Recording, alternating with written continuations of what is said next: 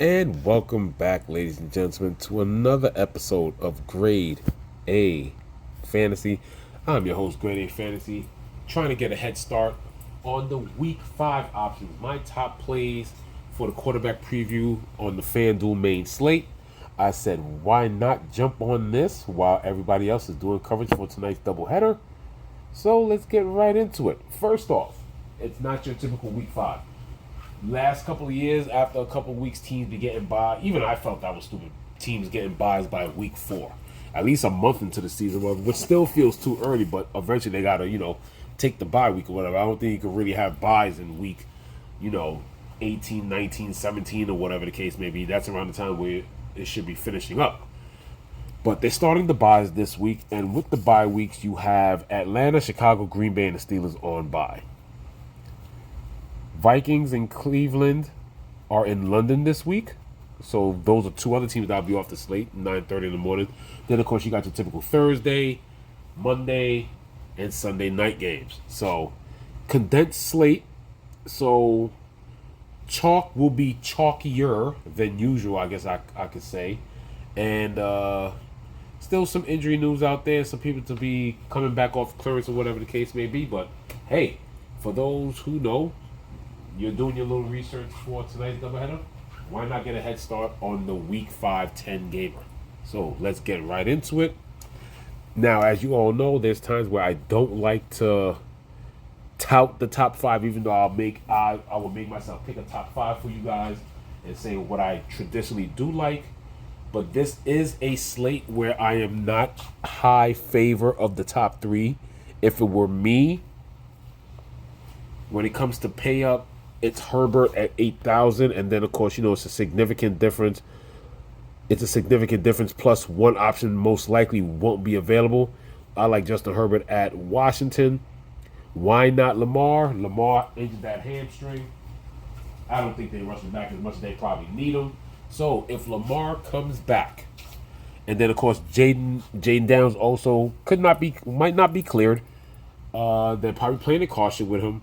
Mariota's still at 6,400, but Cooper Rush for Lamar Jackson is at 6,200. But at 6,200, I think we know what's going to happen with Cooper Rush. If we have Cooper Rush, that means there's going to be a few more dump offs to Henry. Henry's going to tout this ball 20 to 25 times. I see Henry with maybe 32 touches the entire game, and Justice Hill is probably going to get a few screens, and it probably touts well, even for Mark Andrews, and if he plays Isaiah Likely. So those are the options there when it comes to the top. I don't really like Jalen Hurts. I really think the Eagles could run, and that might be the final breakout game for Saquon Barkley, because how you kind of compete against this good Denver defense, they're weaker against the run. So not really a favor of these top 3 options for this week, obviously for obvious reasons, whether it be injury or game scheme. But for me, I'll start with Herbert, Washington. Not the best secondary, so yes, Quentin Johnson, Ladd. Maybe this will be the game that Ladd finally breaks out. Jared Goff is not Detroit at home, but it's still Detroit. Still not bad weather. It's Detroit at Cincinnati. Not the most resistant of defenses. So Goff, who's been hot lately at 78. The chalk of the week, Justin Fields. Justin Fields naked. Justin Fields skinny stack. I think Justin Fields double stack with Lazard. That all works. Justin Fields is going against, and in my notes, I had to put an asterisk of this. 24 points against Philly. That should have been a 40-point score, because that game total was definitely going to be destined to go above 50. With that thunderstorm pretty much slowing things down for about an hour, and then add another 20-something and change to re-stretch and everything. So that game was going to go over. Ever since then, though, they gave up 37 to the Giants, 31 to Chicago, 40 to Green Bay last night. So you can run Justin Fields for however you want. Right now, when it comes to options, I don't really like the pay-ups. It's Golf right now, and Fields are my favorite options. Murray is an option because I think going against a team like Tennessee, this could be a slightly better version of how the Cardinals did against the Saints week 1. But like I said, sometimes just watching just watching these guys is just painful sometimes. But like I said, it's a bad team. It's fantasy. The opportunity in yards is there. They got Benson and DeMarcado in the backfield. But when it comes to the main core of weapons, Murray, MHJ, and then Trey McBride, they're still all healthy. So I do like Kyler Murray this week. Daniel Jones, always an option. Great matchup against Las Vegas. So no...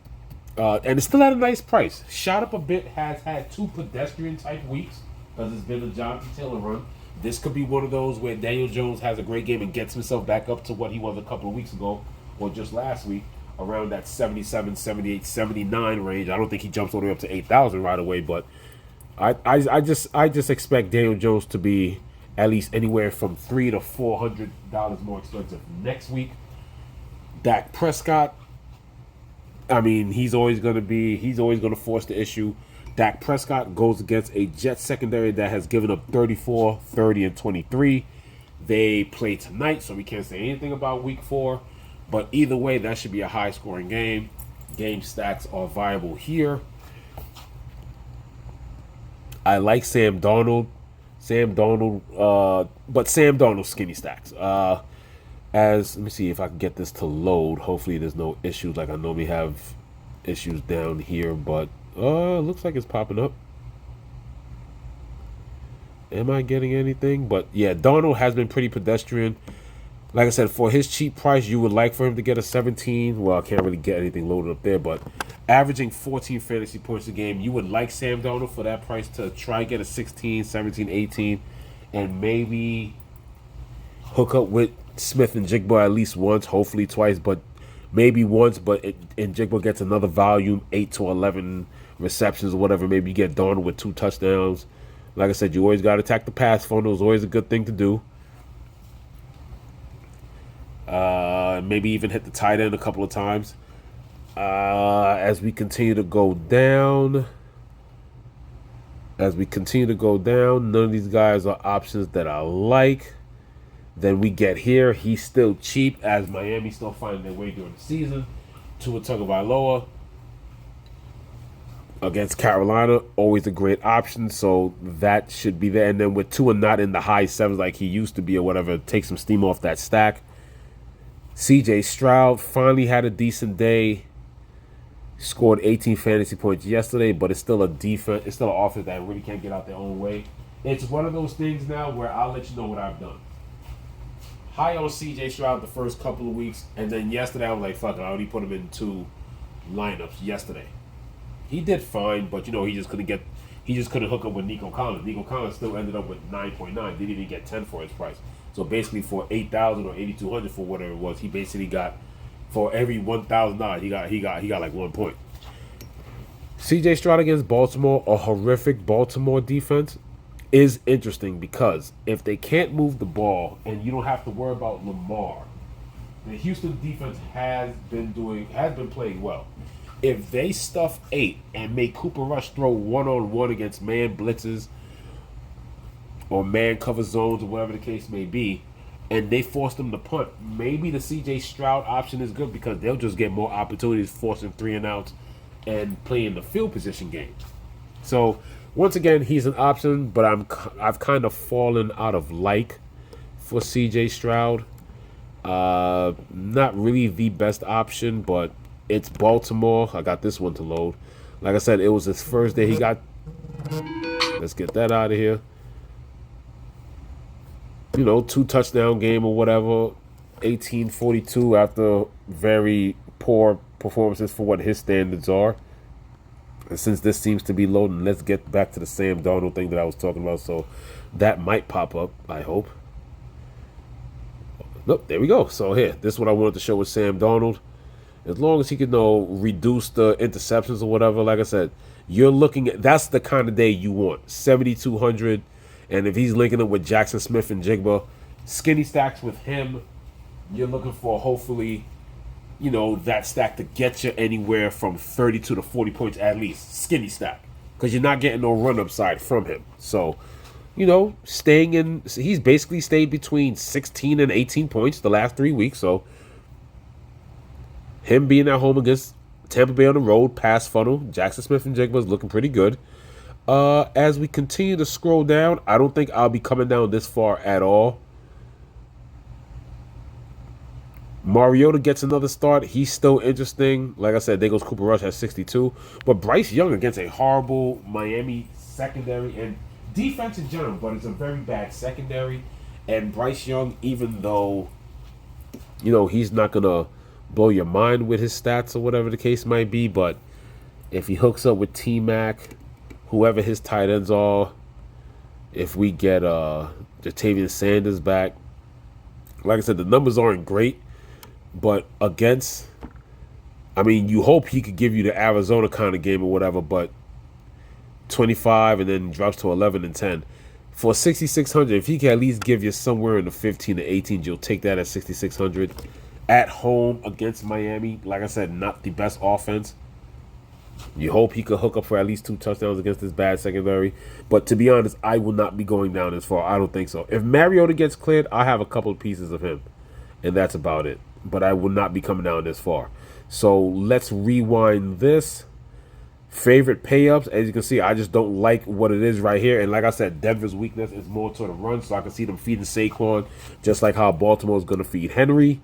Obviously, I'll be talking about Derrick Henry and Saquon in the running back preview show. So for me personally, my quarterback pool starts with Justin Herbert.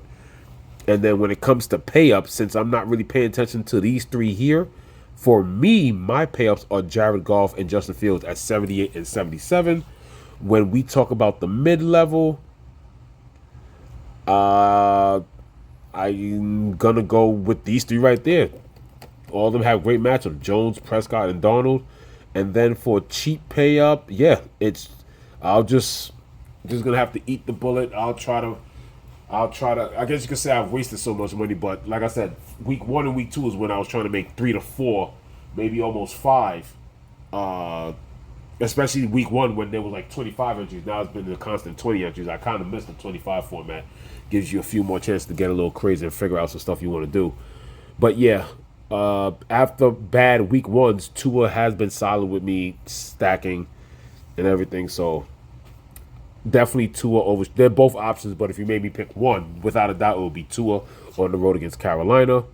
And that's pretty much it, ladies and gentlemen. That is the Week 5 quarterback preview. Good luck tonight for those who are playing, whether they're doing a single game or you're playing the entire Monday night slate. That is the QB preview for Week 5. Once again, I'm your boy, Grade A Fantasy. Thank you for tuning in, and I'm signing off.